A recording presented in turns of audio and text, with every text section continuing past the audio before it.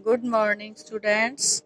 आज हम राम कथा का लेसन राम का वन गमन यानी रामचंद्र जी वन के अंदर जाते हैं। गमन मैंने जाना, वन मैंने जंगल। आपने पिछले लेसन में ये समझ लिया था कि रानी कैकेयी ने जो राजा दशरथ से 2 वरदान मांगे थे, उसमें एक वरदान यही था कि राम को 14 वर्ष के लिए वनवास भेजा जाए और राजा भरत को राज्याभिषेक किया जाए, राजा बनाया जाए अयोध्या का।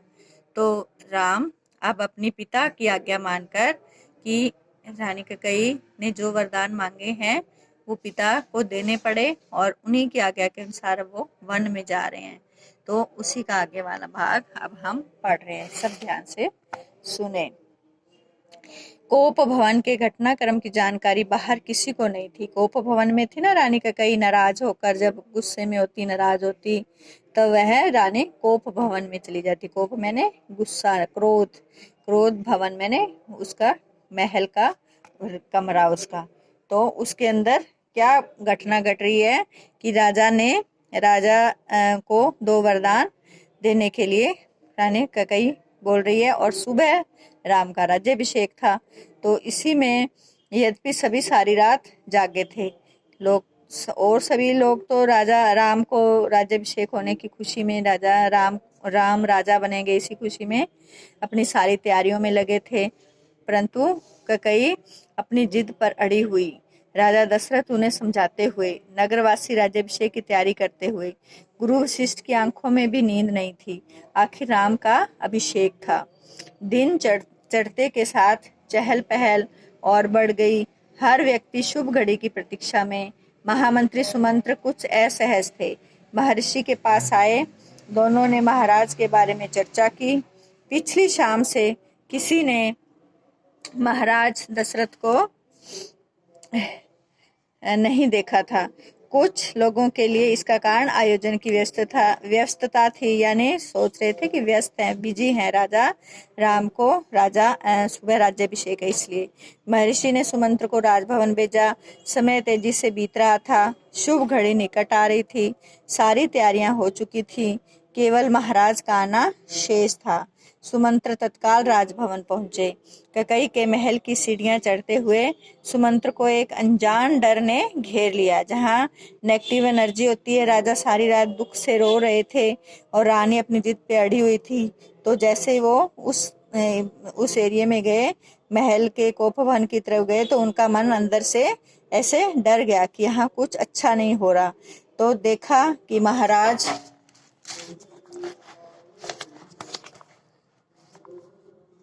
पलंग पर पड़े हैं, बीमार ऐसे लग रहे हैं, दीनहीन, बिल्कुल जैसे दीन मैंने गरीब होता है, जैसे कोई गरीब हीन अवस्था में, बुरी अवस्था में पड़ा होता है। सुमंत्र का मन भांपते हुए, जैसे सुमंत्र ऐसे बेचैन रह गए कि राजा को क्या हुआ, ये ऐसे कैसे सो रहे हैं बीमार से। तो ये आपका क्वेश्चन है कि कैकेयी ने सुमंत्र से क्या कहा। तो जब सुमंत्र बिल्कुल ऐसे डर गए, राजा की ये देखकर ऐसी दशा देखकर डर गए, तो रानी कैकेयी ये समझ गई कि ये कुछ ऐसा क्वेश्चन करेंगे।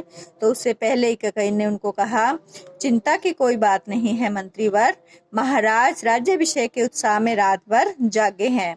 वे बाहर निकलने से पहले राम से बात करना चाहते हैं। ये उस क्वेश्चन का आंसर है। कैसी बात? सुमंत्र ने पूछा। मैं नहीं जानती, अपने मन की बात वे राम को ही बताएंगे। आप उन्हें बुला लाइए। दशरथ ने बहुत क्षीण स्वर में, जैसे बीमार आदमी हो जाता है, उसमें कोई ताकत नहीं रहती ना, आवाज नहीं निकलती, तो क्षीण स्वर होता है, बिल्कुल कमजोर धीरे आवाज में राम को बुलाने की आज्ञा दी। सुमंत्र के मन में कई तरह की आशंकाएं थी। उनको मन में ऐसे डर लग रहा था कि ऐसी क्या बात है जो वो राम को कहेंगे, पर वे उन्हें टालते रहे। राम के निवास के बाहर भारी भीड़ थी। जहाँ राम का रूम था ना, वहाँ बहुत लोग आए हुए थे। लक्ष्मण भी वहीं थे। भवन को सजाया गया था, उसकी चमक दमक देखने योग्य थी। सुमंत्र को देखकर कोलाहल बढ़ गया। लोगों के लिए एक संकेत था, राज्याभिषेक के लिए राम को आमंत्रित करने का। सोच रहे थे कि राम को बुलाने आए हैं सुमंत्र ने कहा, राजकुमार, महाराज ने आपको बुलाया है, आप मेरे साथ ही चलें। कुछ ही पल में राम वहां पहुंच गए। लक्ष्मण साथ थे। दोनों भाई विस्मित थे। विस्मित मैंने उन्हें आश्चर्य हो रहा था। वे राजसी वस्त्रों में थे, यानी राजा के कपड़े उन्होंने पहने हुए थे। सजे धजे लोग जय जयकार करने लगे। पुष्प वर्षा होने लगी। राजकुमार समझ नहीं पा रहे थे कि महाराज ने उन्हें अचानक क्यों बुलाया। लोग समझ रहे थे कि राम राज्याभिषेक के लिए जा रहे हैं। महल में पहुंचकर राम ने पिता को प्रणाम किया, फिर माता कैकेयी को। राम को देखते ही राजा दशरथ बेसुध हो गए, यानी बेसुध होना, बेहोश हो गए। उनके मुंह से एक हल्की सी आवाज निकली, राम। उन्हें होश आया, तब भी वे कुछ बोल नहीं सके। थोड़ी देर चुप्पी रही। असहज सन्नाटा, यानी ऐसा सन्नाटा, चुप्पी जहाँ कुछ भी आवाज नहीं आती, उसको असहज जो सहनीय नहीं होता। कोई कुछ नहीं बोला तो राम ने पिता से पूछा, क्या मुझसे कोई अपराध हुआ है? कोई कुछ बोलता क्यों नहीं? आप ही बताइए माते। ये अगले क्वेश्चन का आंसर है। महाराज दशरथ ने मुझे एक बार 2 वरदान दिए थे, यानी रानी कैकेयी ने राम को क्या बताया? तो रानी कैकेयी ने बताया कि महाराज दशरथ ने मुझे एक बार 2 वरदान दिए थे। मैंने कल रात वही दोनों वर मांगे जिससे वे पीछे हट रहे हैं। यह शास्त्र सम्मत नहीं है, यानी शास्त्रों में लिखा है कि रघुकुल रीत सदा चली आई, प्राण जाई पर वचन न जाई। तो अब राजा अपने वचन से हट रहे हैं, ये शास्त्रों में सम्मत नहीं है, रघुकुल की नीति के विरुद्ध है। कैकेयी ने बोलना जारी रखा। राजा दशरथ रघुकुल वंश के थे ना, तो ये उसकी नीति के विरुद्ध है। कैकेयी ने बोलना जारी रखा, मैं चाहती हूँ कि राज्याभिषेक भरत का हो और तुम 14 वर्ष के लिए वन में रहो। महाराज यही बात तुमसे नहीं कह पा रहे। तो ये हमारे सेकंड क्वेश्चन का आंसर है। राम संयत रहे, यानी उनको कोई घबराहट नहीं हुई कि उनकी माँ ने उनको इतनी बड़ी बात बताई, फिर भी वे शांत रहे। उन्होंने दृढ़ता से कहा, पिता का वचन अवश्य पूरा होगा। भरत को राजगद्दी दी जाए, मैं आज ही वन चला जाऊंगा। राम की शांत और सदी हुई वाणी सुनकर कैकेयी के चेहरे पर प्रसन्नता छा गई। कैकेयी ने सोचा होगा कि राम गुस्से में नाराज हो जाएंगे, ये कैसे हो सकता है? ये देखो, मैंने तो राजसी वस्त्र भी पहन लिए, मैं तो तैयार भी हो गया, बाहर जनता भी यही वेट कर रही है कि प्रजा मेरी यही इसी में खुश हो रही है कि आज राम का राज्याभिषेक होगा, और माँ आप इस समय ये ऐसी बात कैसे कर रही हैं? तो परंतु राम तो भगवान थे, वो सहज रहे और उन्होंने अपने कहा कि भरत ही राजा बनेंगे। उनकी मनोकामना पूर्ण हुई। राजा दशरथ चुपचाप सब कुछ देख रहे थे, स्पंदनहीन मतलब उनमें बिल्कुल भी हलचल नहीं हो रही थी। उनका शरीर ऐसे हो गया था कि उनमें बिल्कुल ताकत नहीं रही थी हिलने डुलने की।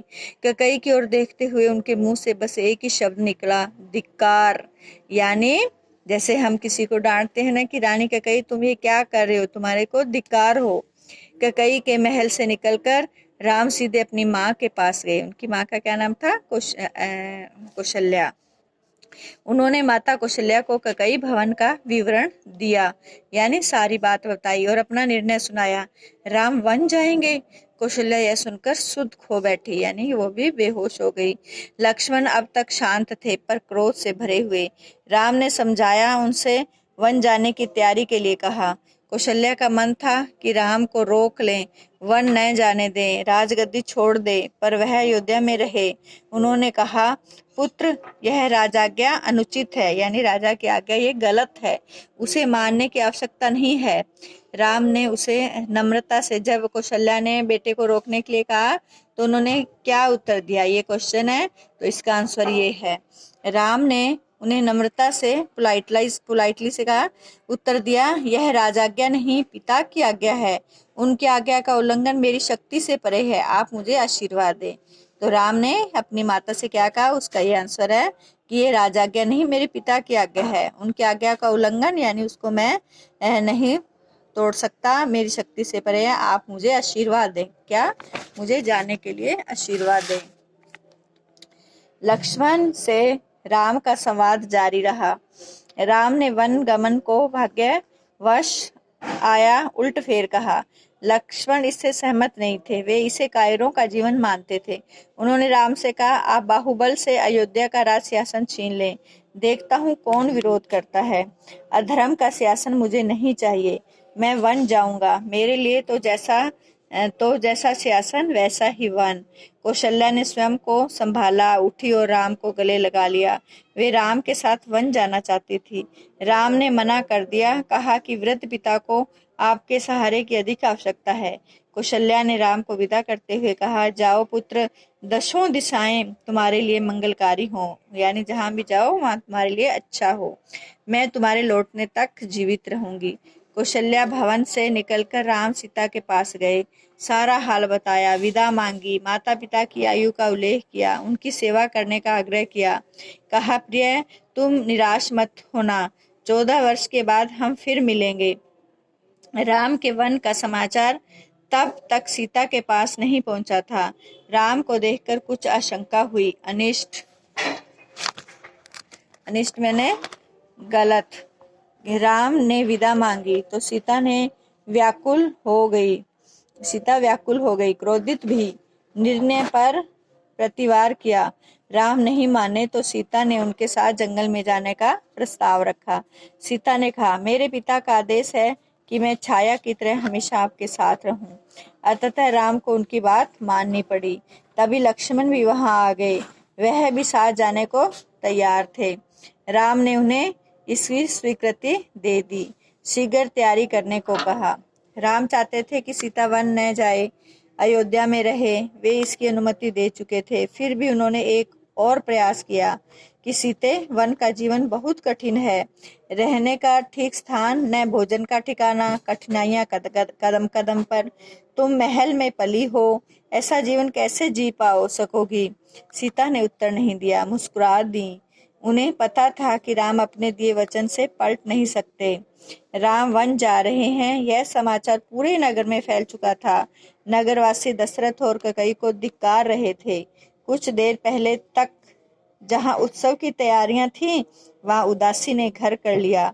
सड़कें गिल्ली थी लोगों के आंसुओं से। लोग इतना रोए कि सड़क गिल्ली हो गई। सबकी इच्छा थी कि राम सीता वन न जाएं। वे उन्हें रोकना चाहते थे पर बेबस थे। राम, सीता और लक्ष्मण जंगल जाने से पहले पिता का आशीर्वाद लेने गए। महाराज दशरथ दर्द से करा रहे थे। तीनों रानियां वहीं थी, मंत्री आसपास थे। मंत्रीगण रानी कैकेयी को अब भी समझा रहे थे। क्षुब्ध थे, यानी गुस्से से दुखी थे। गुस्से में जो दुखी होते हैं उसको क्षुब्ध बोलते हैं। पर वे तर्क का साथ नहीं छोड़ना चाहते थे। ज्ञान, दर्शन, नीति, रीति, परंपरा सबका हवाला दिया। कैकेयी अड़ी रही। अब आपने रामायण सीरियल देखा था, उसमें जब राम जाते हैं वन के अंदर, तो वो सारा आपने देखा है। तो ये सारा लेसन में वो ये अब राम वन में चले जाएंगे। तो हम नेक्स्ट वीडियो में आगे का पढ़ेंगे। ओके।